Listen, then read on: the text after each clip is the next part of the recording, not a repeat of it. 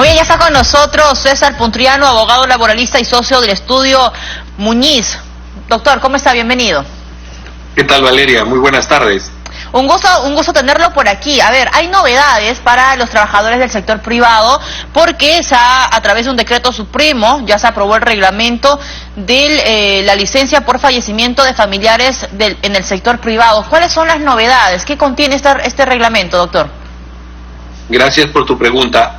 Debemos precisar que lo que se ha publicado es el proyecto de reglamento. Ajá. Y se ha dado 10 días calendario hasta el 9 de enero para que se brinden comentarios o aportes. Ahora, sobre las novedades, un tema bien importante es que el reglamento precisa que esta licencia se otorga con goce de remuneraciones. Y esto es bien importante, Valeria, porque la ley no decía nada.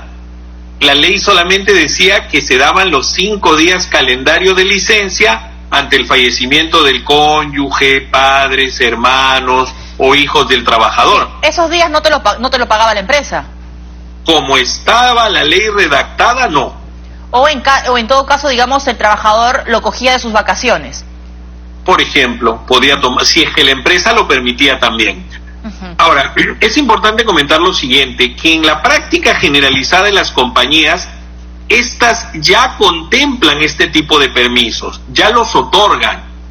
Lo que ocurre es que con la ley se buscó uniformizar, digamos, los días y equiparar la situación a lo que ocurre en el sector público.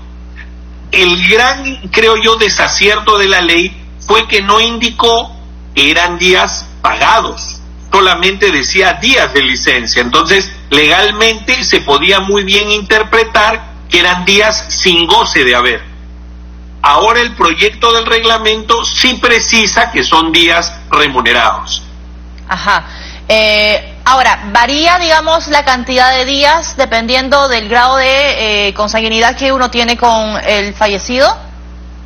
No, son 5 días calendario, así se trate del cónyuge, padres, hijos o hermanos.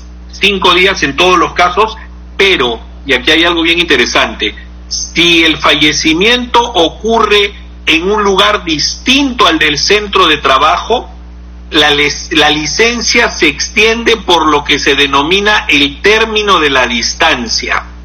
¿Qué significa esto? Eso es una buena pregunta, porque la ley dejaba en manos del reglamento la definición de término de la distancia. Y normalmente el término de la distancia se determina por el tiempo, la cantidad de días que toma desplazarse a una localidad diferente en la cual uno reside o trabaja. ¿Cuál es la pauta? Lo que está proponiendo este proyecto de reglamento es que se tome en consideración un cuadro, un reglamento aprobado por el Poder Judicial en el año 2015, donde se establecen los días, digamos, que se toma pues una persona en desplazarse, por ejemplo, al interior del país, si es por vía terrestre, por vía aérea o por vía fluvial inclusive. Ahora, entonces, sí. Profesor, hay otra duda. Cuando uno pues está en una situación como esa, ¿no? Se muere un familiar, trabajas en el sector privado, ¿se tiene que presentar ahora ciertos documentos, algo que certifique que evidentemente ha habido un deceso? Buena pregunta. El proyecto de reglamento señala que el trabajador le pide al empleador que le otorgue esa licencia, señalando qué día va a iniciar y para lo cual tiene que adjuntar el sustento del deceso del familiar. Yo tengo aquí 2 comentarios. Se entiende, pero el reglamento no lo dice, que también hay que demostrar la relación de parentesco.